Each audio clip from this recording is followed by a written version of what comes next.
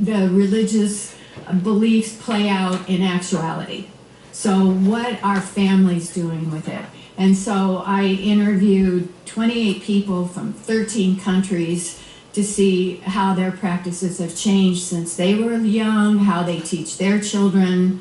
And I'm always interested in politics, so I'm also interested in how religion influences the political scene, and Trump is a great example of that.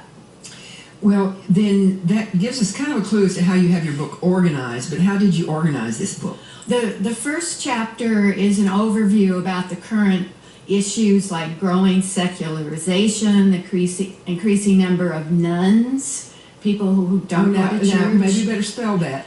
Not N-O-N-E-S. Yes.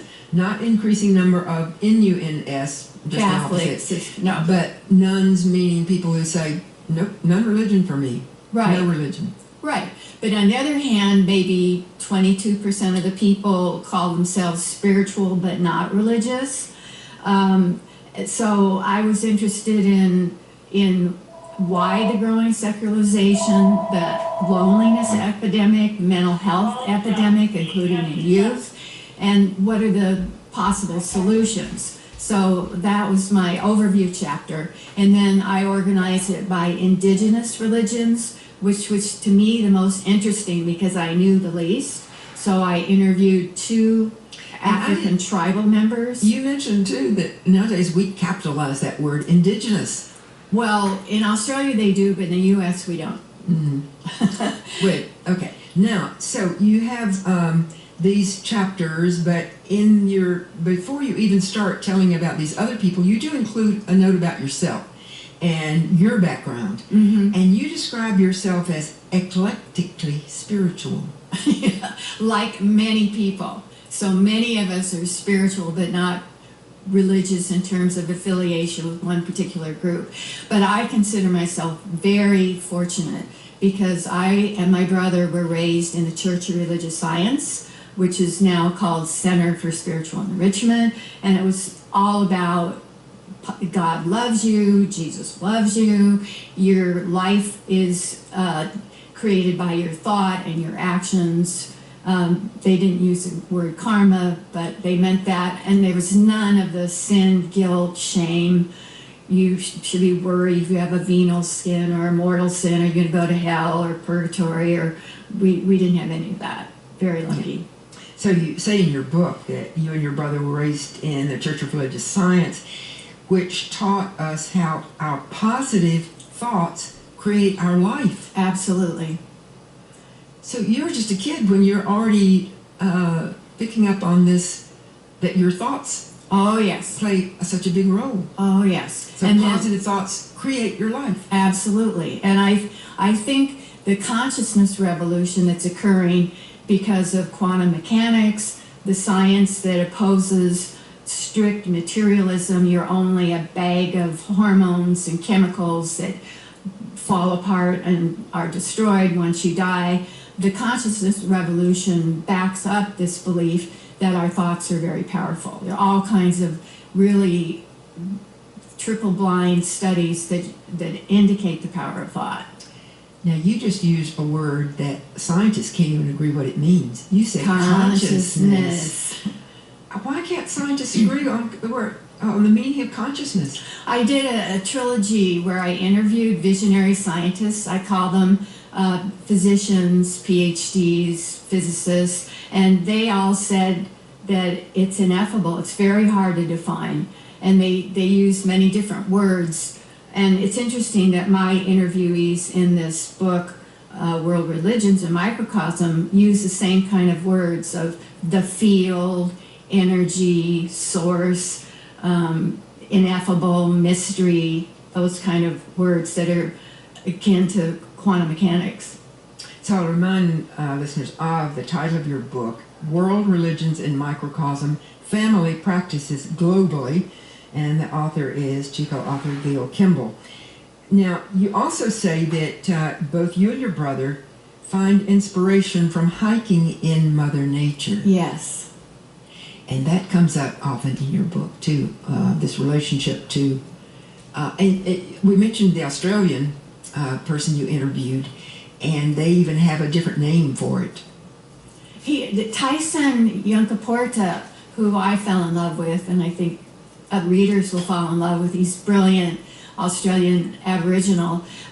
He talks about the law of the land and the biology of where we were born. I don't exactly understand this concept, but he says where we are born influences us for the rest of our lives in a kind of biological way.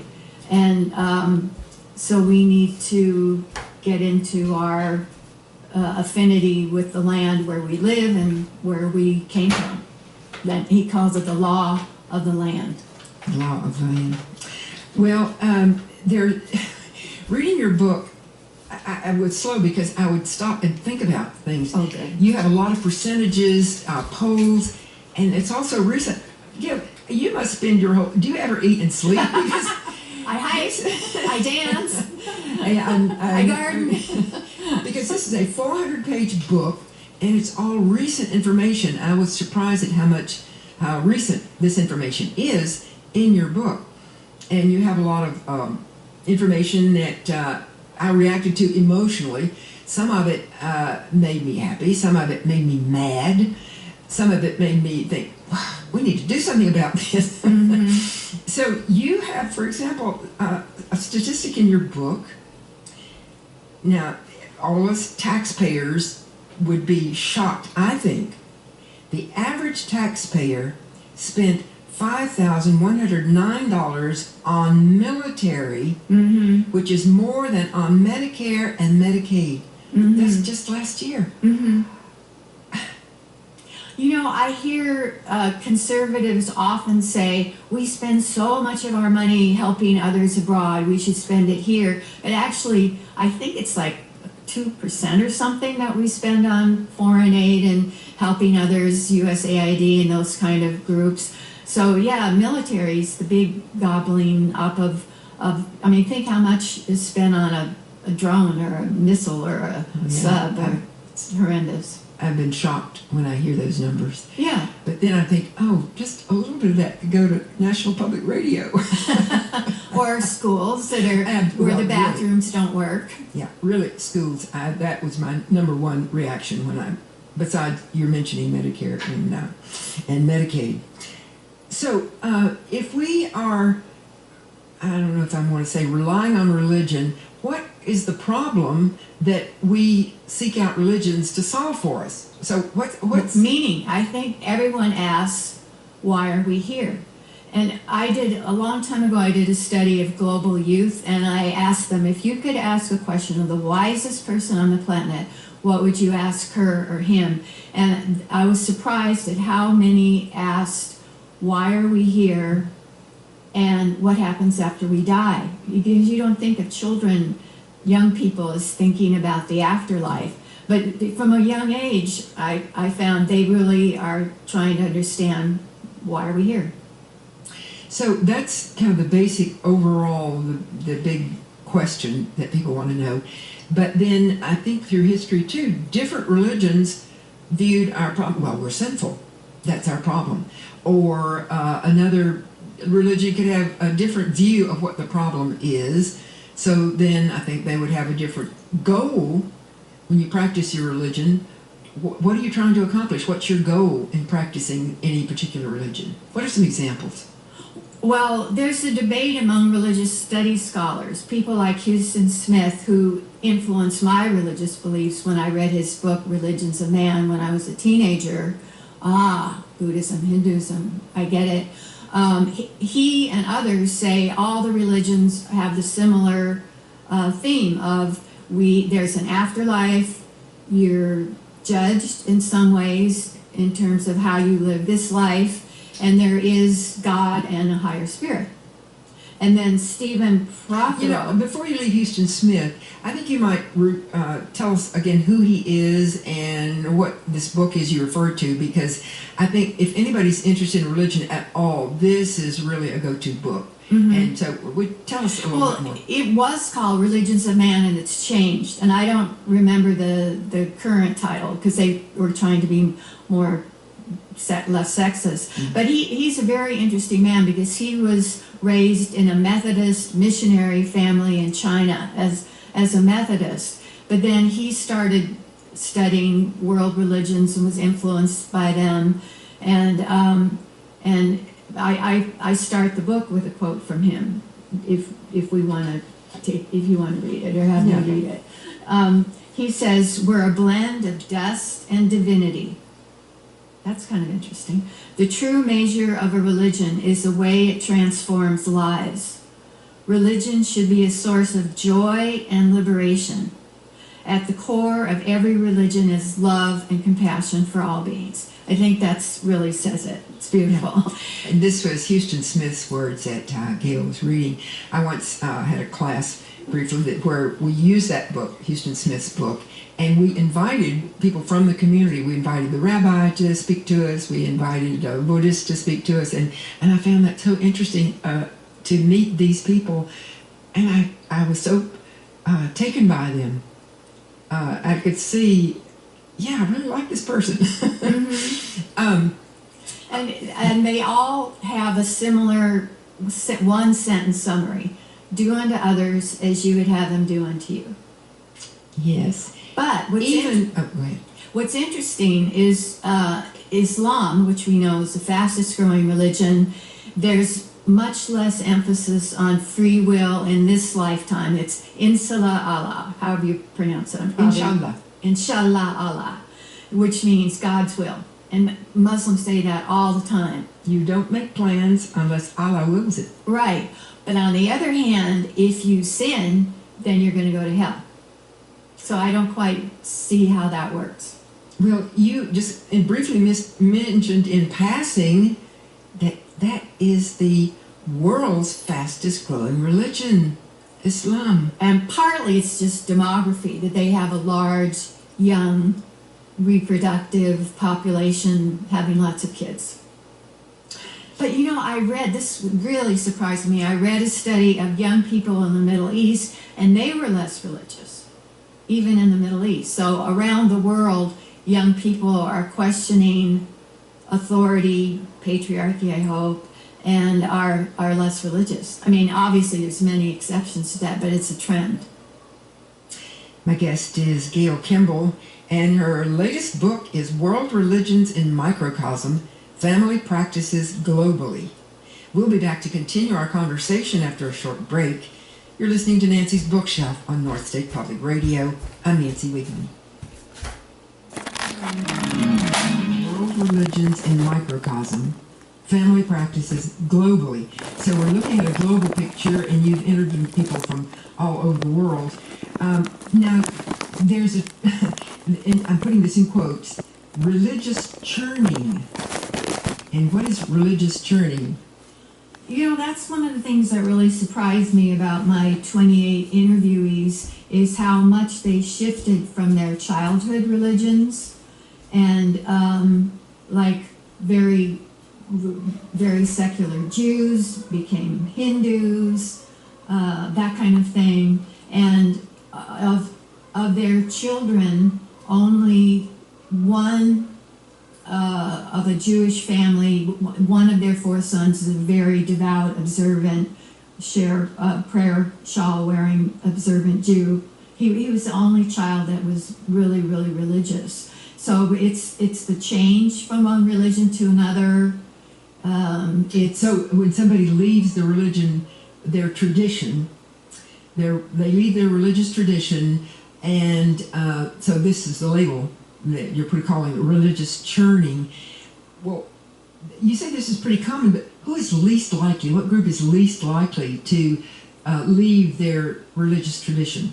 Well, evangelicals, but even them, they're having fewer people. So one figure I read was 13% of the U.S. is white evangelicals, and that's a decline. Although their political influence has increased hugely with the MAGA movement, hugely. Well, something that I mentioned reading your book, there's some things that shocked me. I thought, oh gosh, they still do that? You say in your book, Jesuit seminarians, one of your interviews, Jesuit seminarians are instructed to flagellate themselves with whips and chains. And I thought, that went out in the Middle Ages, didn't it? But he says that's what they're instructed to do, and to only speak Latin to each other. Oh, This was an interviewee who lives in LA now and was raised in the San Jose area, went to Santa Clara, was a Jesuit seminarian, but I've got to say that he's in his 80s. So I don't know that they still do that, but I know that he did it. And they would even into the 20th century, yes, in other words. They would put chains around their thighs and flagellate with them with whips, and it would be a little note on a bulletin board. Now is the time for this kind of reminder of your sinful nature, I suppose. That's not what the sign said, but well, I'm mentioning some of the labels of things that we might know exist, but maybe not familiar with the label. Now we have a label, for example, for somebody, this act of leaving your religious tradition, religious journey. Now there's something, since you taught college students, here's a label, male drift. What is male drift regarding college students? well, some people are talking about a boy crisis, and I think that's kind of a piece of the youth anxiety, depression, mental health crisis. And the drift is that around the world, except sub-Saharan Africa, the majority of college students are women. And if you look at who's at home in their parents' basement playing video games in their 20s, it's not young women.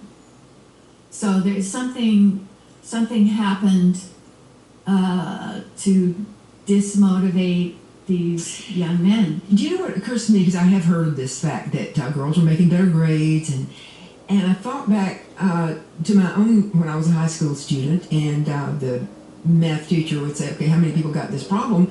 My hand would go up because I had done the homework. And there were guys in there smarter than I was, their hand didn't go up because they hadn't done the homework. So I'm thinking, well, maybe girls just tend to be more obedient, if that's the word I want to use, more willing to follow instructions, and so a teacher loves the student who's following instructions, and here's this guy over here not doing what I'm asking to do, not doing the homework. So I wondered if that plays a role in the fact that girls make better grades. Yes, what I think is a very telling phrase that we don't think about, but we say, boys will be boys. Mm-hmm. We don't say girls will be girls. Mm-hmm. So we give boys around the world more permission to goof off, goof around, play, roughhouse. So they're given more freedom, and in the past it worked in their benefit maybe, but now it doesn't, because girls are surging ahead. Well, another thing that I was aware of when I was growing up, all my friends, the father worked, the mother stayed home, was a housekeeper, took care of the kids. There was only one friend of mine whose mother actually had a job. And so men now, oh, I don't have to work. My wife will work. She'll bring in the paycheck. And so you say in your book that men are dropping out of the labor force.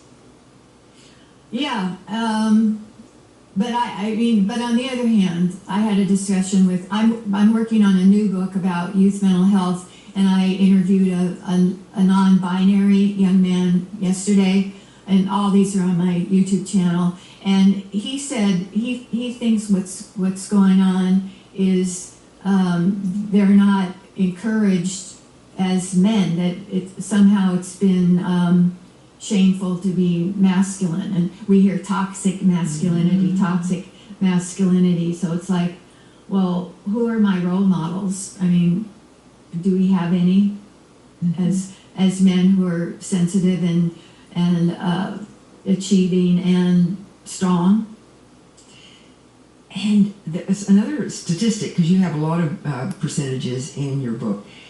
You say 45% women say the single cause of their not getting married is because it's hard to find a partner. So if you've got the job and here's this guy, you might want to date him, but he doesn't even have a job.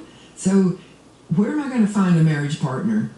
I talked to a young woman yesterday, 25. She said a good friend of hers told her he really loved her, but He hasn't gone to college. He works doing food delivery. So she's not interested in him as a long-term partner. So that was just yesterday. And my niece who lives in Denver is single, and she says she can't find a young man on the dating apps or whatever who can carry on a conversation. Oh, wow. She'll say, what do you think about this? Or you know how you ask questions, they don't know how to do that. And so she blames the cell phone, social media, video games, and laziness, she says. But I mean, that's pretty lame not to. Oh, Bill Maher did a comedy thing about game and about what men need to know to interact with women. It's on YouTube. It's worth seeing. But he says things like, wear nice clothes and look her in the eye, not at her chest. Or I mean, it's called game. Well, I was surprised. Speaking on who is at fault, we mentioned Tyson, the Australian guy, and one thing that surprised me was he was blaming the Aborigines. They said, we should have done better. We should have helped you guys out. You said that there's so much disinformation, but he's accepting blame for the Aborigines in Australia. He says that most people in the world are part of the new consciousness and want environmental health and safety and peace and whatever, but we're dominated by the 1 or 2%, and so we lack that kind of power.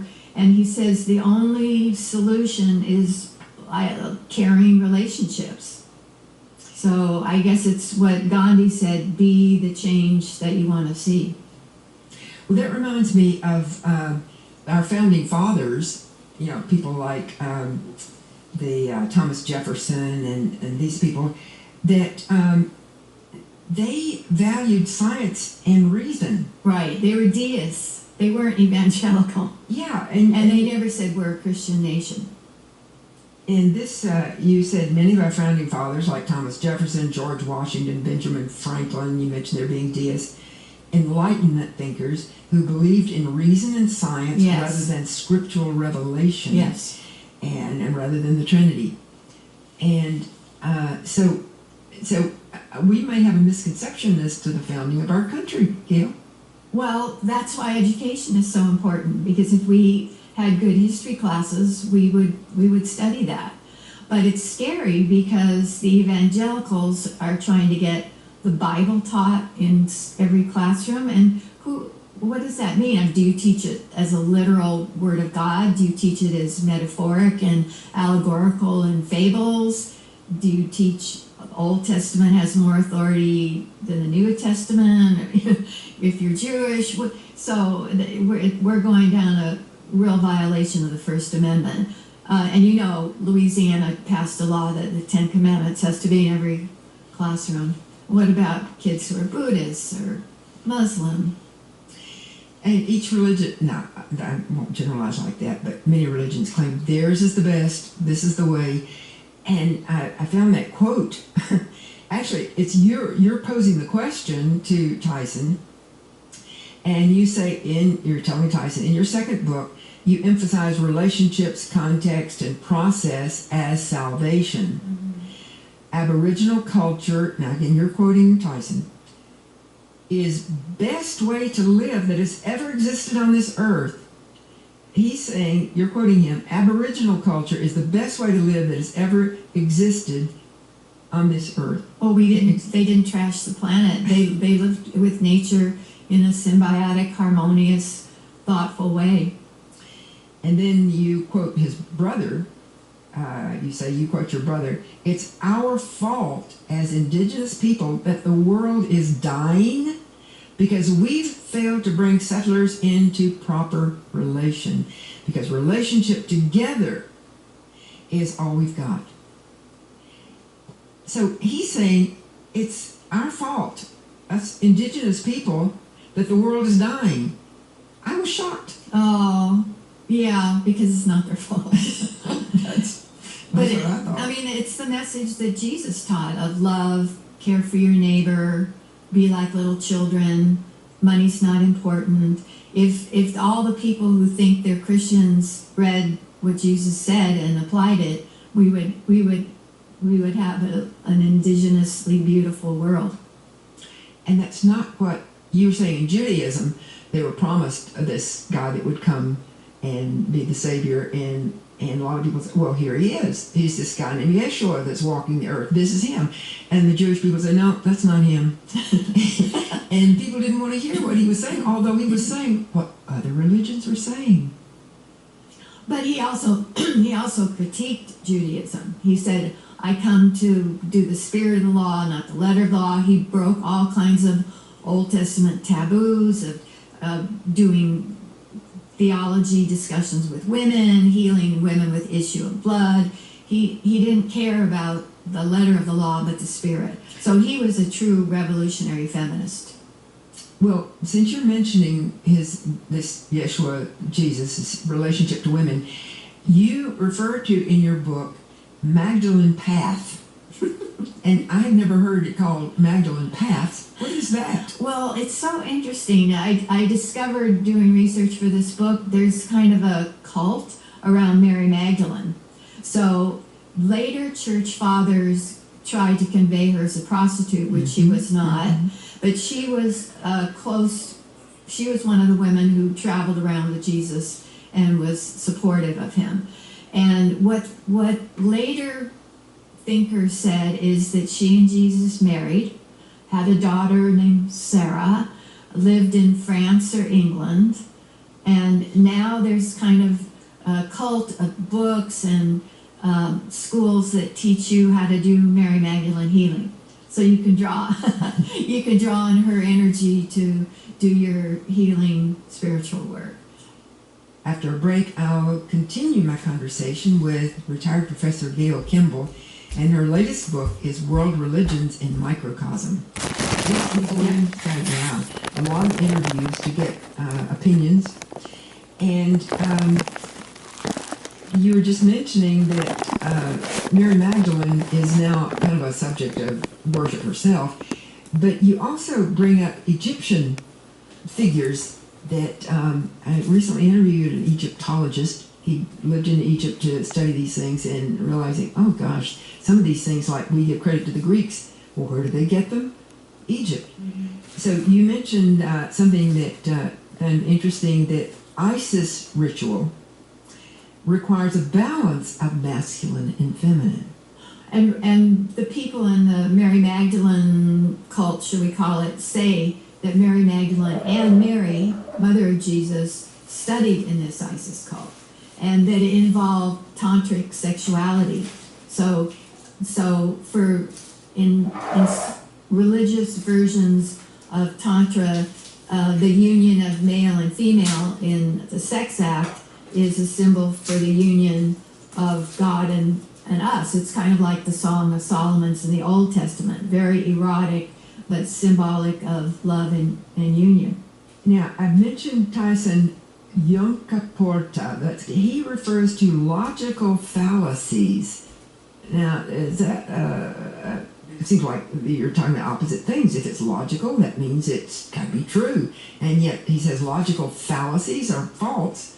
So why did he refer to logical fallacies, Gayle? He criticizes himself for making some logical fallacies in his first book, Sand Talk, and for being too black and white. Indigenous, nature, natural, good, settler, pharmaceuticals, bad. But he says he needs Western pharmaceuticals, but because he's bipolar, living in an urban environment, he needs the meds. And he has two kids who are neurodivergent, who knows what they need. But he says that he faults his own extreme illogic logic. Mm-hmm. He's criticizing his own first book. Mm-hmm. Yeah, that's why I love it. He's saying, and then he says, you start to see these things and wonder where these flawed logics come from. So he started studying logical fallacies. And he also says, I guess certainty is the enemy. Mm. And I thought, boy, these days you can't be certain of anything. Right. I don't know if I would label it an enemy, but well, if you think of politics, we're pretty extreme in our certainty that our candidate is going to save democracy or the other candidate is going to destroy democracy, and we have the opposite beliefs, but the same ones. Well, speaking of this, Tyson says disinformation is the number one existential threat. Mm. Disinformation is a threat. Right. And we can think about it, how it influenced the election of Trump over Hillary, that disinformation flooded in from Russian-backed trolls. So who knows if that made a difference. And we'll see it in this election as well. And now all these crazy conspiracy theories that somehow Joe Biden is behind the assassination attempt when it was just the typical bully, outcast boy. Well, the things that you're saying, too, is every day there's a new poll saying, well, what do people think about this? Right? By the minute, there's a new poll. And Tyson says something that I thought, what? Is that possible? He says he does not trust polls. And he says he doesn't trust, one of the reasons he doesn't trust polls is he says that most polls are conducted on landlines, and people nowadays, I don't know people with landlines, everybody I know has a cell phone. So is this just in Australia that polls are conducted on landlines? No, I've heard that it's true here as well. I that was don't the know that it's implication I true, got. but I heard it. We need to check. From what he said, he didn't say it's just in Australia, so oh gosh. And the other thing that's fascinating to me is what he said, that whatever happens here, it takes 10 minutes, and they're doing the same kind of woke is bad, same kind of trends, incel, the crazy anti-women men, whatever it is, the strange trend is, it travels. I thought it was amusing because he said in the past, Australia was 10 years behind the United States. Something would happen, and 10 years later it would take place in Australia.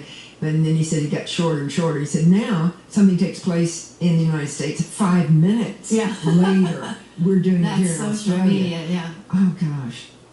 Well, while we're on the subject of Tyson, there's a part that I guess charming maybe is the word, but he points out a group that we tend to ignore, or they crawl across our picnic table. Yeah.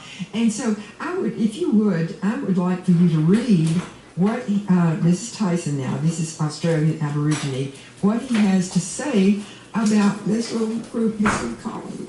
I asked all the interviewees to end their chapter with a centering tool. But we don't know that. When you write this part, we don't know that until we get to the end of the chapter. Right, but this is also his centering tool. You learn everything from the ants. From ants. A-N-T-S. Larger animals can shape waterways, but ants maintain them. For example, in the northern hemisphere, the activities of wolves can change the course of a river because they're directing the herds there, here and there, with pack hunting. And even where they place their staff, to direct the game's trails downwind. The beavers doing their thing. The bears eating the salmon. Give trees things they need, because if bears are not dragging the salmon off and eating them in the forest, eventually those trees will die. The river will change its course if they change their feeding habits, or the salmon change where they're congregating. All these things are responsive, but your ants are constant. If ants hold, then the system can return to balance always. And I found an article similar about ants changing natural pathways in Africa. This was Gayle Kimball reading from her book, World Religions in Microcosm, Family Practices Globally. And now, since you mentioned the topic of ants, that that he talks about earlier in the book, and then at the end of each, when you interview somebody, you say, well, what do you use for centering? So why don't you go ahead and read what he says is when you ask him. Okay. See the ant, again, A-N-T. So this is what, when you say, Tyson, what's your centering tool?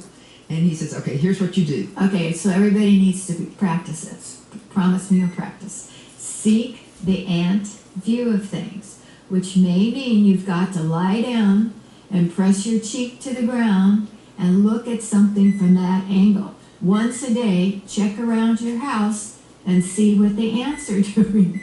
Once you start following the ants, you'll start to follow the water. Even when the water isn't there, you'll know where it's going to flow. If you continue to follow those flows, you'll be in the system. You'll be moving with it, trying to extract things and scale them up for your own magic or spiritual purposes. You'll be in spirit, which is basically just bioinformatics, which is his word for the law of the land. Bioinformatics signals, a scientific way of interpreting that. That's a spiritual secularization for you to apply daily. So we all need to lay on the ground with our cheek and look at the ants. Well, you don't even have to do that because when the weather is nice and I take my yoga mat and spread it out on the grass in my front yard, and often a little ant will crawl across. And I've been surprised at myself how fascinating it is just to watch this little ant or another insect, a fly even, but to just really pay attention to what that little critter is doing. Bees are another insect that I think people value now. Yes. Know more than ever. Oh, yes. So another thing that comes up in this chapter with Tyson is that we think snakes are evil. Oh, yeah. We've read Genesis. That snake is evil. It's a tempter. But what does Tyson say about snakes? Well, his next book is with his wife, who's getting her PhD. Another He has a Aboriginal. PhD, by the way. I don't know if you mentioned that. No, I didn't, and he has 2 masters like me and a PhD. And by the way, he got it to try to deal with the prejudice against Aborigines in the education Of which system. he is one. But in terms of their book, they're working on the Great Serpent.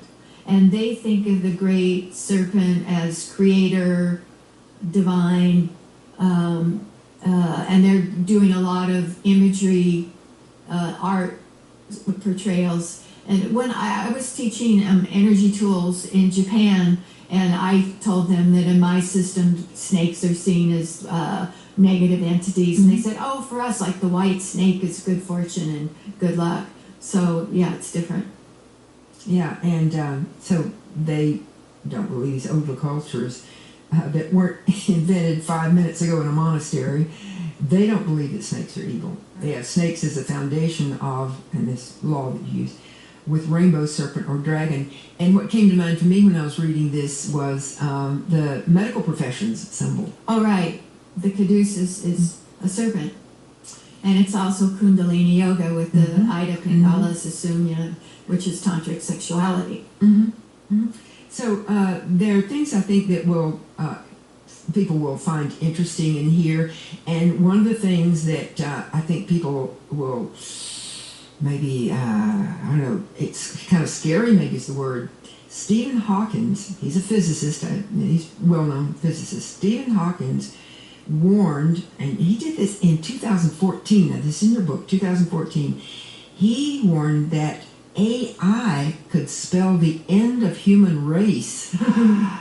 I think about that because if AI says... Maybe we should say what AI, I think most of them know artificial intelligence, that if they figure out that human beings are a pest, destroying the planet, which we are, then their intelligence might lead them to the whole logical conclusion, let's eradicate these pests that are destroying the environment. And the other thing about AI that I think people haven't thought about enough is the computers consume an enormous amount of energy. Just like with Bitcoin and whatever, it's enormous consumption of energy. And meanwhile, we're patting ourselves on the back. Oh, we're being so ecologically wise now, and we're saying, no. And yet here they, just like what you just said. You know, it's something interesting is Melania Trump wrote probably an AI-generated message in terms of the assassination attempt. It'd be worth people reading that because it's so stilted and AI-ish. You can see the difference between a human brain and a AI brain. And it's hard to tell when they're accurate, what they're telling is true, and when it's not. Yeah, right. Maybe you're glad you're retired now because your student handing in papers that were written by a robot. But they have ways of checking so that the robots can check on the robots. And you know, when I saw the movie 2001, A Space Odyssey, I thought, that's total science fiction when HAL took over. Oh my gosh. You have percentages on how many people feel a connection to somebody who had died. Somebody passed on, and you give us 38% of people feel a connection to somebody that passed on. You say that 83% of adults believe in a soul, and that's related to this fact that the fastest growing group is the spiritual but not religious group. And yet they believe this, but you say you're, quote, 27%, only 27% believe in reincarnation. And I think that, too, is culturally related. Right, because I think traditional Christianity and Judaism doesn't believe in it. So the Western ethos is when you die, you go to heaven or hell, I guess. But you know, sometimes I wonder about the New Testament. And there's a question. In my father's house, there are many mansions. Or they say, well, who do you think Elijah was? Oh, he was John the Baptist. So yeah, there are definitely references to, but they're ignored. Well, I think maybe the editors just, whoops, we missed that one. Because we don't know what we got was how heavily edited it might have been. We know it's been translated and it's written by hand by scribes, and Nicene Council changes this and that. So yeah, we know that. Well, we just have even scratched the surface of your book, Gayle. Remind readers, I mentioned this is 400 pages, but there's so much more in there that we did not cover. Taoism, for example, that there's more to that than the I Ching. So I want to remind people again the title of your book, and so if they're interested in recent percentages of what's really going on that we might not know, that they'll want to read your book. So, can I also say that my new book is about teen mental health? So if there are people who would like to talk to me about that, counselors, therapists, teens, I would love to have them talk to me, and they can look at GayleKimball.info online. Okay, Gayle Kimball, and that's spelled GayleKimball. So if you Google that, she would like to hear from you. Thank you. Thank you, Gayle.